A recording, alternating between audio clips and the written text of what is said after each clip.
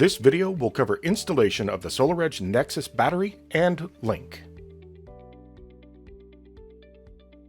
The packaging of the Nexis battery block is designed to be opened by cutting the corners of the box to fold open like a flower for ease of use and a safer lift. The top of each battery block features simple click architecture. The quick connector is designed with a small amount of play, allowing easier connection of each component. The LED indicator window allows the battery state to be checked prior to installation. Each block also features a bubble level used when adjusting the battery block feet during installation.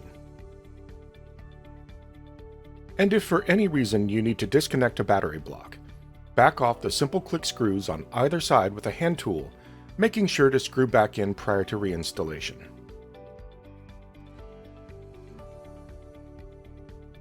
Prior to installation, verify the LED indicator is blinking green once every few seconds.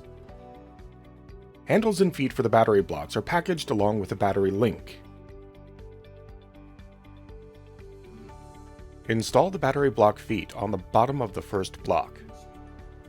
Next, install the battery block filter. Hook the battery block handles from the outside and move the first battery block into place. Unhook the handles, and they'll be used to place each battery block in the stack.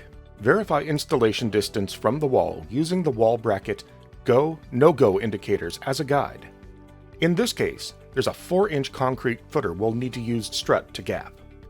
Each battery block foot has a nut to lock it in place. Using the bubble level as a guide, adjust each battery block foot and lock it in place. Remove the quick connect cover on the bottom of each battery and install. As you connect each battery block, listen for the quick connect click. Be sure to remove the handles each time you install a block. Install the uppermost battery block and leave the handles hooked and folded down. Install the battery wall bracket on the battery block below the link. The Nexis Link packaging also includes a wall bracket extension, in the event that you're not installing directly in front of a stud.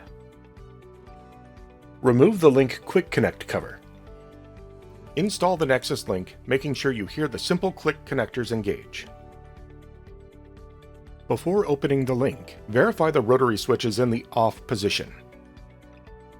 To wire the Link, loosen the T25 cover screws and lower the hinged cover down.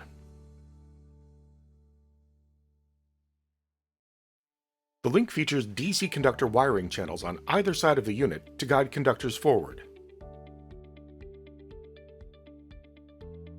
Install DC positive and negative conductors using the locking lever terminations and tug test to verify connection.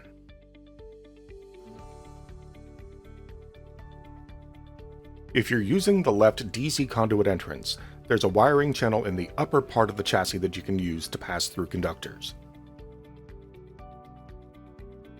To hardwire communication conductors for the Link, remove the connector from the packaging and connect the CAN bus terminations using a twisted pair for H and L and a third conductor of your choice for ground.